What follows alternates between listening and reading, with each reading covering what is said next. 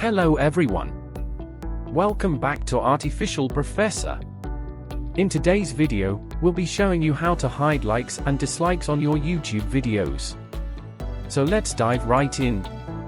First things first, open your browser and browse youtube.com. After that, click on your profile picture in the upper right corner and a drop-down menu will appear. Click on the YouTube Studio to move to the next step.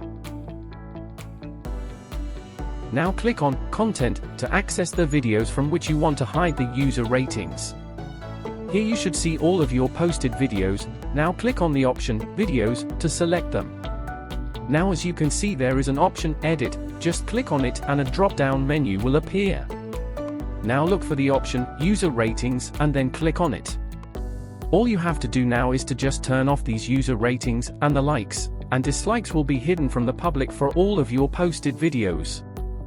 But if you want to do this while uploading any video, all you have to do is to just scroll down the first page of the uploading section and click on Show More.